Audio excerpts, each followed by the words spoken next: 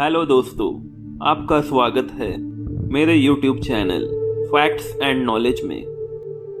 भारत में आपको ऐसी कई जगहें दिख जाएंगी जिनके पीछे की कहानी बेहद ही रहस्यमय होगी या इतनी दिलचस्प होगी कि एक बार वहां जाने का मन हर किसी का कर ही जाता है।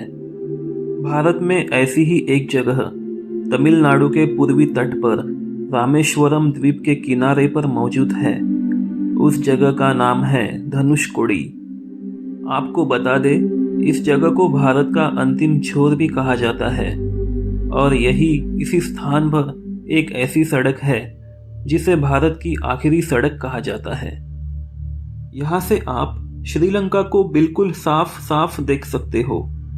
ऑफ बीट डेस्टिनेशन के रूप में ये जगह लोगों को बेहद पसंद आई है।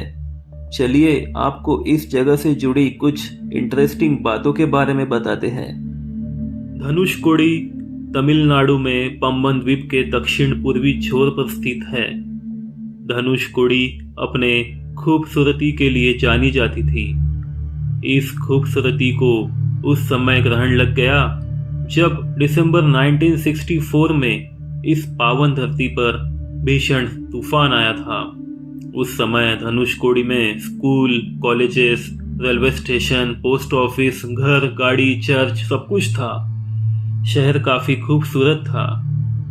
15 दिसंबर 1964 को मौसम विभाग ने साउथ अंडमान में बन रहे एक भयंकर तूफान की चेतावनी दी थी। मौसम विभाग की यह भविष्यवाणी सच निकली। इस बीच मौसम ने करवट ली और तेज तूफान के साथ बारिश होने लगी। 21 दिसंबर तक इसने विकराल रूप लेना शुरू कर दिया। 22 दिसंबर 1964 को श्रीलंका से चक्रवाती तूफान ने करीब 110 किलोमीटर पर आवर की स्पीड से भारत की ओर रुख किया।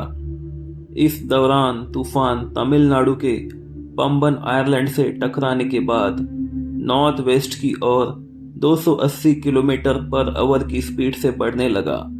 तूफान की रफ्तार से लोगों के बीच हाहाकार मचने लगा। 22 दिसंबर की शाम के करीब 6 बजे होंगे। पम्बन आइलैंड के धनुषकोडी रेलवे स्टेशन के स्टेशन मास्टर सुंदर राज तूफान और बारिश के बीच अपनी ड्यूटी खत्म करके घर पहुंच चुके थे। रात के करीब 9 बजे पम्बन से धनुषकोडी तक चलने वाली पैसेंजर ट्रेन नंबर 653 100 पैसेंजर्स को लेकर धनुषकोडी रेलवे स्टेशन आ रही थी।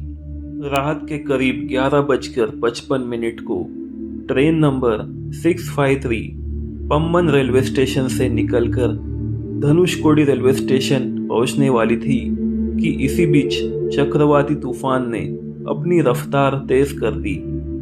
तेज बारिश और तूफान के कारण सिग्नल में खराबी आई थी।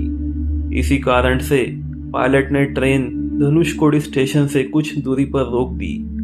काफी देर इंतजार के बाद जब पायलट को कोई सिग्नल नहीं मिला तो उन्होंने रिस्क लेने का फैसला किया और तूफान के बीच ट्रेन आगे बढ़ा दी।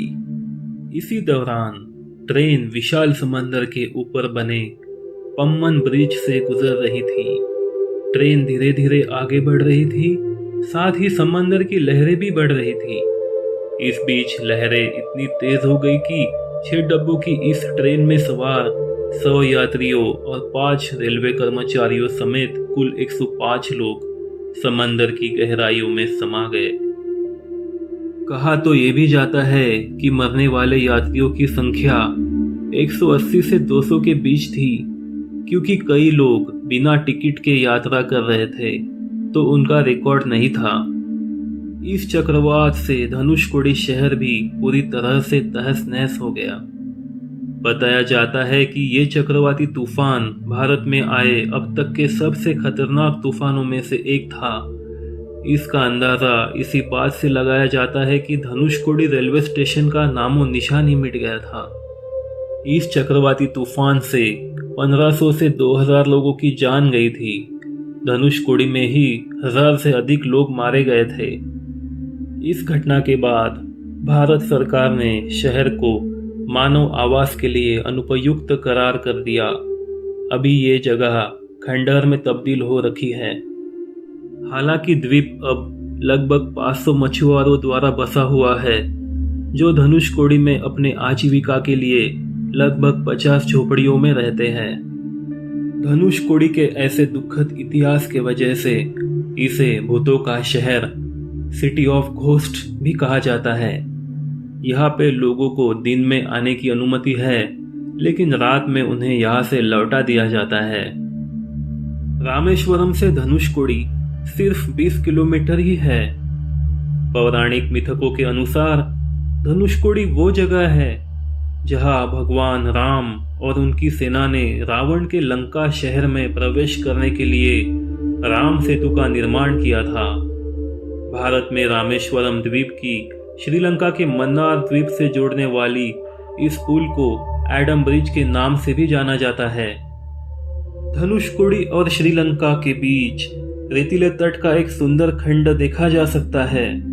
महाकाव्य के अनुसार भगवान राम ने अपनी पत्नी सीता को लंका से छुड़ाकर अपने धनुष्य से पुल को नष्ट कर दिया था।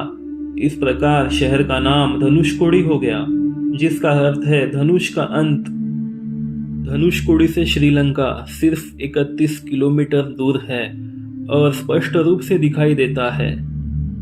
दुखद घटना के बाद शहर धीरे धीरे जीवित हो रहा है और ट्रैवलिंग डेस्टिनेशन के रूप में लोगों का ध्यान आकर्षित कर रहा है। यहाँ की शांति, नीला समुद्र, सफेद रेत और इसकी रेतीले तट रेखा के खंडहर यात्रियों को बेहद आकर्षित करते हैं। दोस्तों, आशा करता हूँ आपको धनुषकोडी के बारे में जानकर अच्छा लगा होगा। लाइक कीजिए, कमेंट कीजिए, मेरा चैनल सब्सक्राइब कीजिए और बेल आइकन दबाना मत भूलिए। मिलते हैं मेरी अगली वीडियो में। धन्यवाद।